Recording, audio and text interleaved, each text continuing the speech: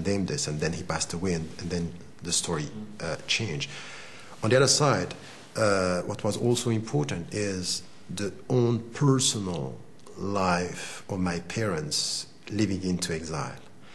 I saw my father and my mother both sad, not being at home, and looking at us, looking at me, I was the youngest one, saying, he's our son, but not in our environment.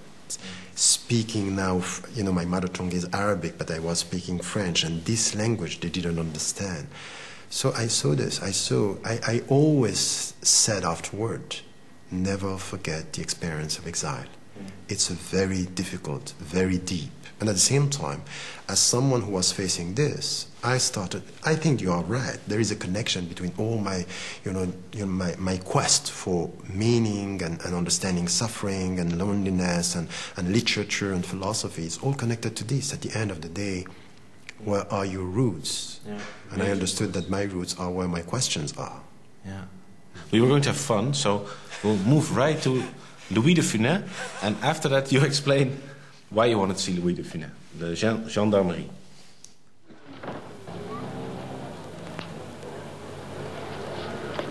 Mais vous n'avez rien de moins, je sais pas, vous voyez ce que je veux dire, non? Bah écoutez, moi je vous ai tout déballé, moi je suis épuisé, moi je suis perdu.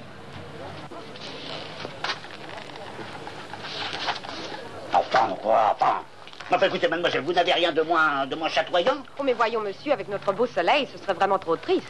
Votre beau soleil, mais ma parole, croirait que c'est vous qui l'avez inventé. Allez, hop, déshabillage. Papa, regarde, ça te plaît? Mais c'est pas possible. Mademoiselle est ravissante, n'est-ce pas? C'est très réussi, très bien. Non, mais Madame Vachon, Madame Vachon, allez, hop. Oh,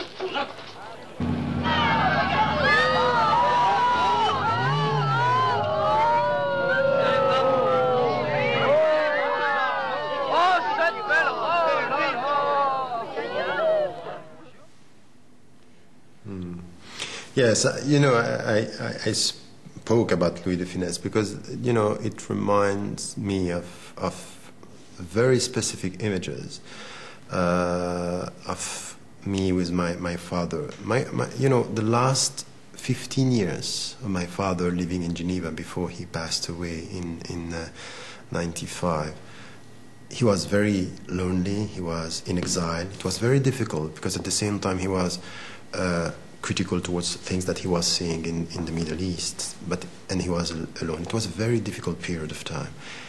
And I remember during these years that when I was to go to meet with him, images were coming back to me of, we were in the living room, I was young, sitting near to him, and he was looking at Louis de Funès. He was not speaking very well French, but he was understanding everything.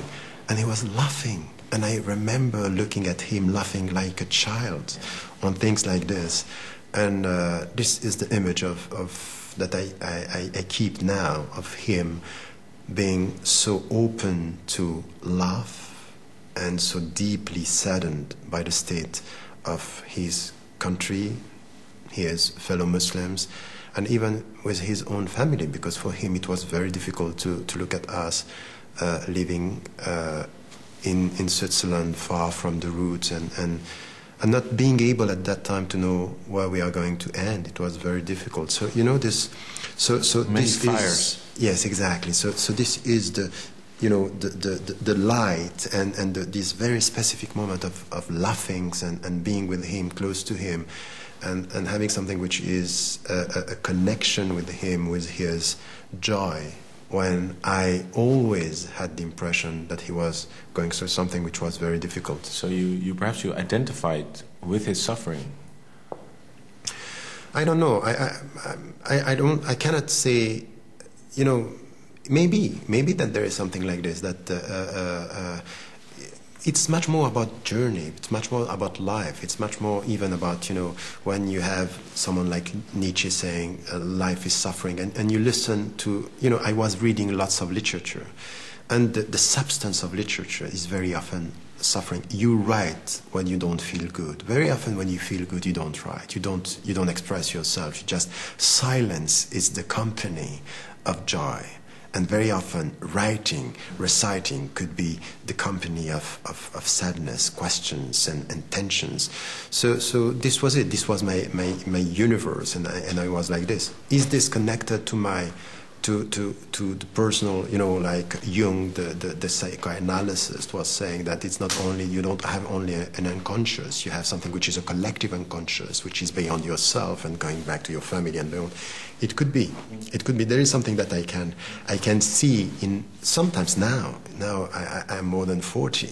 I am looking at myself, and sometimes I feel deep down that things that were coming from my father, from my mother, who is still here, are in me. I can see this, and sometimes I look at my kids and I see, yes, I know.